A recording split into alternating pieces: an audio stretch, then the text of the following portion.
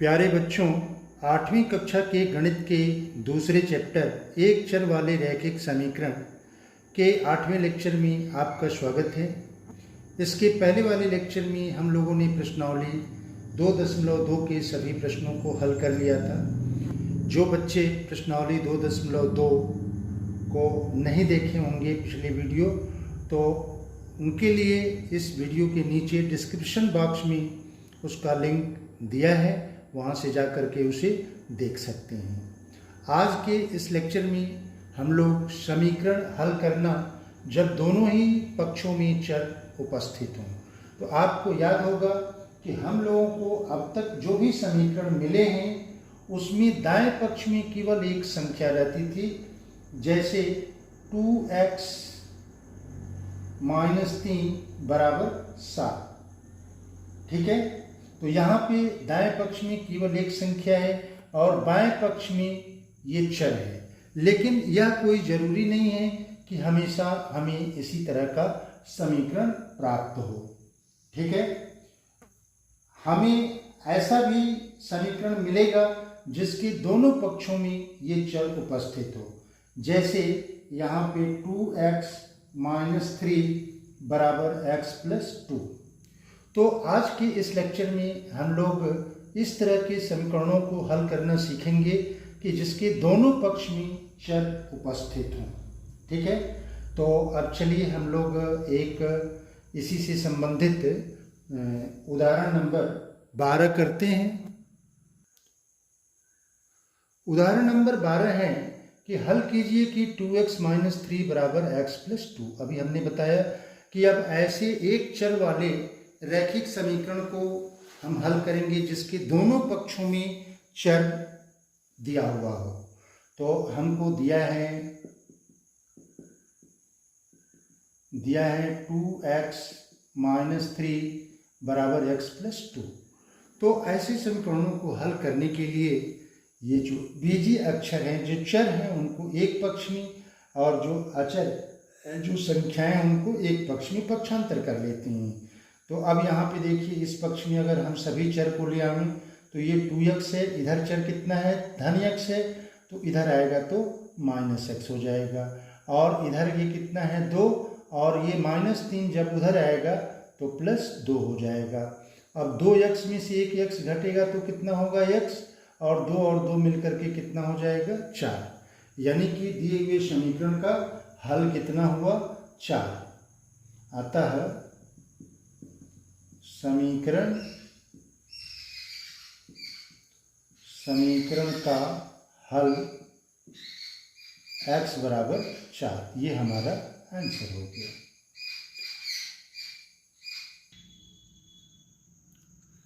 उदाहरण नंबर 13 है, हल कीजिए 5x - 7/2 = 3/2x - 14।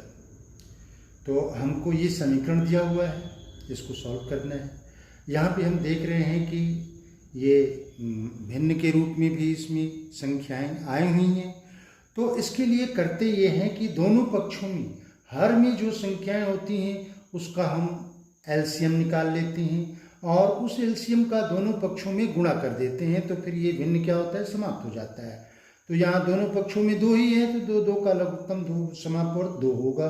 तो दोनों पक्षों में हम 2 से गुणा कर दें, तो दोनों पक्षों में 2 से गुणा करने पर, तो 2 से गुणा करेंगे तो ये हो जाएगा 5x - 7/2, यहाँ 2 का गुणा हो गया, और यहाँ भी 2 × 3/2x - 14। अब यहाँ पे वितरण नियम हम लगा दें तो 2 का गुणा पूरे में होगा, तो ये हो जाएगा 2 × 5x धन 2 × 7/2, और यहाँ हो जाएगा 2 × 3/2x ऋण 2 × 14। अब यहाँ 2 में 5 का गुणा करेंगे तो ये 2 × 5 10x हो जाएगा, 10x, और यहाँ 2 से 2 क्या होगा, कैंसिल आउट हो जाएगा, तो ये +7 हो जाएगा। अब यहाँ 2 से ये 2 कैंसिल हो गया, तो यहाँ पे 3x हो जाएगा। और 14 में 2 का गुणा करेंगे तो 14 दूनी 28। अब हमने आपको बताया कि चर वाले को एक तरफ कर लीजिए, तो चर वाले को यहाँ पे इधर चर कितना है 10x और इधर चर वाला पद कितना है 3x, तो धन है तो इधर आएगा तो ऋण 3x हो जाएगा, और इधर धन 7 है उधर जाएगा तो ऋण 7 हो जाएगा, यानी कि -28 और -7 हो जाएगा। तो -28 और 7 कितना हो जाएगा, ये आ जाएगा -35 और 10 में से 3 घटेगा तो ये 7x हो जाएगा। तो यहाँ से ये x बराबर क्या हो जाएगा, -35/7, 7 से कटेगा 7 बचे 35, तो यहाँ पे x की वैल्यू आ जाएगी -5, और यही हमारे दिए हुए समीकरण का हल होगा। ठीक है, अब इसके बाद हम लोग प्रश्नावली 2.3 के कुछ प्रश्नों को हल करेंगे। प्रश्नावली 2.3 का पहला सवाल है 3x बराबर 2x धन 18। अब वही क्रिया चर को एक तरफ और संख्याओं को अचरों को एक तरफ करेंगे, तो यहाँ से हो जाएगा 3x, 2x इधर आएगा तो -2x हो जाएगा, और ये 18 हो गया। 3x में से 2x घटेगा तो कितना होगा x बराबर 18, इसका आंसर हो गया।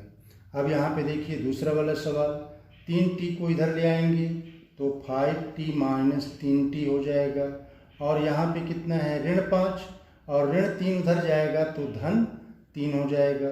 5 में से 3 घटेगा तो 2t हो जाएगा, और ऋण 5 और धन 3 मिलकर के ऋण 2 हो जाएगा, तो इसलिए t बराबर हो जाएगा -2/2, ये कैंसिल आउट होगा, -1 आ जाएगा, यानी कि t की वैल्यू -1 आ गई। अब यहाँ पे तीसरा सवाल देखिए, यहाँ पे 3x है इधर 5x है, तो 3x को इधर ले आएंगे तो ये हो जाएगा 5x - 3x बराबर, यहाँ 5 है धन 9 उधर जाएगा तो ऋण 9 हो जाएगा। 5 में से 3 घटेगा तो कितना होगा 2x, और एक धनात्मक एक ऋणात्मक, तो बड़ी में से छोटी घटेगा, 9 में से 5 गया 4, और ये ऋण 4 हो जाएगा। तो यहाँ से x बराबर -4/2, ये 2 दूनी 4 हो जाएगा, और ये x बराबर हो जाएगा -2।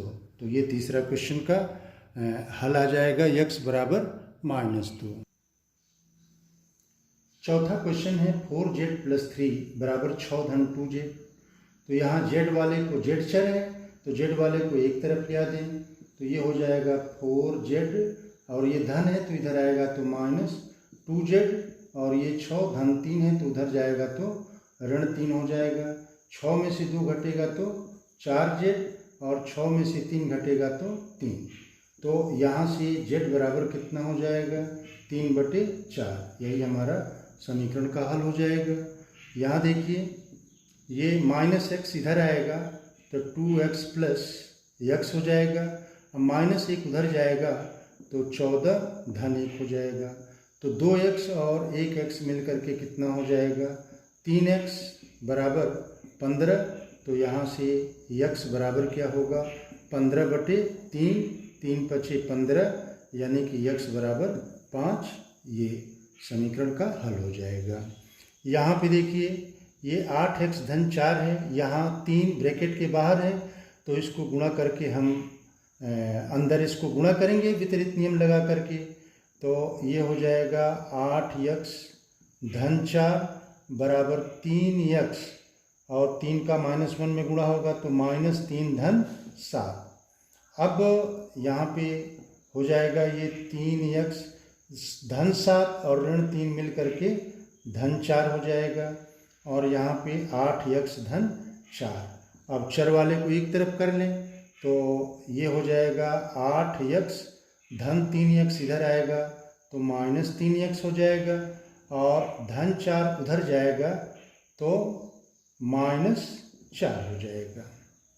ठीक है, तो अब यहाँ पे 8 में से 3 घटेगा तो ये कितना होगा 5x, और 4 में से 4 घटेगा 0। अब इस 5 का अगर 0 में हम भाग देंगे तो हम जानते हैं कि 0 में भाग देने पर 0 ही होगा। 0 में 5 से भाग देंगे तो 0 होगा। तो x बराबर क्या हो जाएगा, ये 0/5 और ये बराबर 0, यानी कि x की वैल्यू आ गई 0। ठीक है।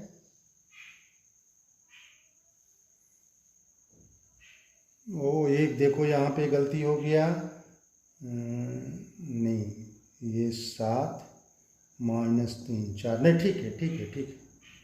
ठीक है। ये छठा क्वेश्चन कंप्लीट हो गया।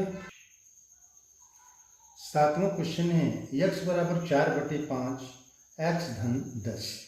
अभी हम ऊपर ये उदाहरण में बताए थे कि अगर ये भिन्न के रूप में है तो हम दोनों पक्षों में, अगर हर में है, जो भी संख्या उसका एलसीएम निकाल लेते हैं और उसी से दोनों पक्षों में गुणा कर देते हैं। तो केवल इस पक्ष में केवल 5 है तो हम दोनों पक्षों में 5 से गुणा करेंगे। तो दोनों पक्षों में 5 से गुणा करने पर, ठीक है, तो 5 से गुणा करेंगे तो यहाँ 5 गुणे x हो जाएगा, यहाँ पे 5 गुणे 4/5 x धन 10 होगा। अब यहाँ 5 से ये 5 कैंसिल आउट हो जाएगा, इधर हो जाएगा 5x और यहाँ पे हो जाएगा 4x धन 10। अब यहाँ पे हम विपरीत नियम का प्रयोग करेंगे, 4 का अंदर दोनों पदों में गुणा करेंगे तो ये हो जाएगा 4x धन 4 दहा में 40 और इधर हो जाएगा 5x। अब चर वाले को एक तरफ करें, 4x को इधर लेके चले आए, तो यहाँ पे ये हो जाएगा 5x - 4x बराबर 40। 5 में 4 घटेगा 1, यानी कि x बराबर 40 और यही हमारा हल हो जाएगा। इस सवाल को देखिए, यहाँ देखिए इधर 3 है और इधर 15 है, तो 3 और 15 का लघुत्तम समापवर्त 15 आएगा।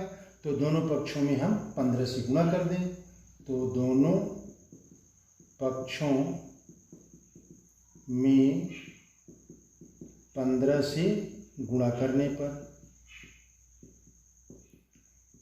तो 15 से गुणा करेंगे तो यहाँ पे 15 गुणे ये हो जाएगा 2x/3 धन 1 और ये बराबर 15 गुणे 7x/15 धन 3। अब यहाँ वितरण नियम का हम प्रयोग करें। वितरण नियम क्या कहता है, इस 15 का इस ब्रैकेट के अंदर सभी पदों में गुणा होगा।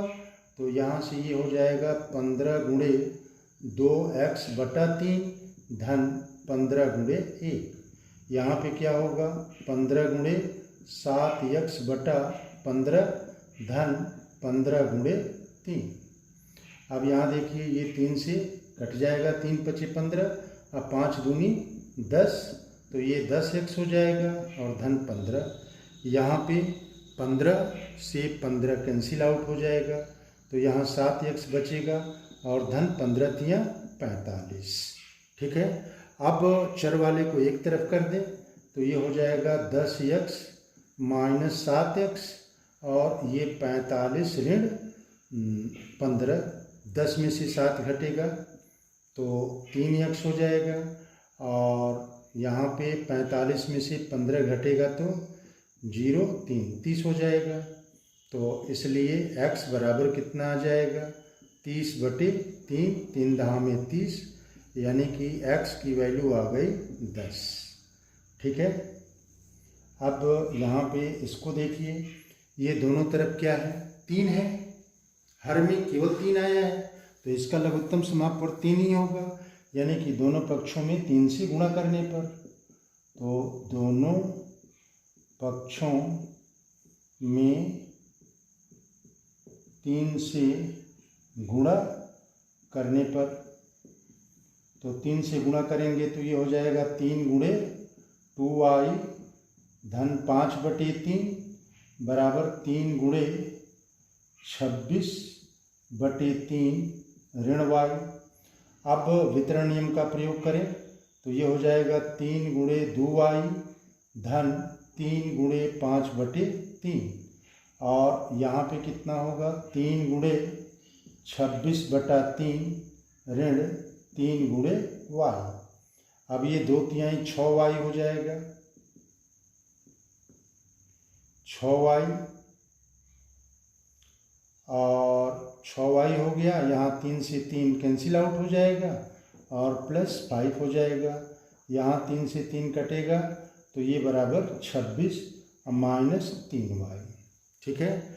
अब चर वाले को एक तरफ ले आएंगे, यानी कि इस -3y को इधर ले आएंगे तो ये हो जाएगा 6y धन 3y और ये 26 है, इधर जाएगा तो कितना होगा -5 हो जाएगा और 26 में से 5 घटेगा तो कितना हो जाएगा 21।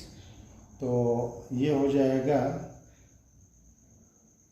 21 और यहाँ 6y और 3y मिल करके 9y हो जाएगा। तो इसलिए y बराबर 21/9। अब 3 त्रिके 9 और 3 सत्ते 21, यानी कि y की वैल्यू आ गई 7/3। ये आंसर हो गया। ठीक है। अब इस प्रश्नावली का केवल एक सवाल बचा है और वो है 10वां। 10 नंबर ये है कि 3m बराबर 5m - 8/5। तो यहाँ पे केवल हर में 5 है तो दोनों पक्षों में हम 5 से गुणा कर दें। तो दोनों पक्षों में 5 से गुणा करने पर तो 5 का यहाँ पे गुणा करेंगे तो 5 गुणे 3m और बराबर हो जाएगा 5 गुणे 5m - 8/5। अब ये 5 में 3 का गुणा करेंगे तो 5 तिहाई 15m हो जाएगा और 5 का अंदर गुणा करेंगे तो 5 गुणे यहाँ 5m होगा -5 गुणे 8/5। यहाँ 5 से 5 कैंसिल आउट हो जाएगा। अब ये कितना हो जाएगा, ये होगा 15m और 5 बचे 25m और इधर हो जाएगा -8। अब 25m को इधर लेके चले आएँ तो ये हो जाएगा 15m - 25m बराबर -8। अब ये एक धनात्मक एक ऋणात्मक, तो बड़ा में से छोटा घट जाएगा। 25 में से 15 घटेगा तो 10 हो जाएगा। तो ये आ जाएगा -10m, ये हो जाएगा -10m बराबर -8। अब दोनों तरफ माइनस का अगर हम गुणा कर दें तो ये दोनों क्या होगा प्लस हो जाएगा और यहाँ से m बराबर आ जाएगा 8/10। अब ये 2 चौको 8 और 2 पचे 10। अब यहाँ m की वैल्यू आ गई 4/5 और ये आपकी पूरी प्रश्नावली कंप्लीट हो गई। अब इसके बाद हम लोग कुछ और एग्जाम्पल पढ़ेंगे, उदाहरण पढ़ेंगे, तब अगली प्रश्नावली 2.4 को करेंगे। तो अब इस लेक्चर को हम यहीं समाप्त करते हैं और इस वीडियो को आप लाइक कीजिए, शेयर कीजिए, सब्सक्राइब कीजिए। Best of luck.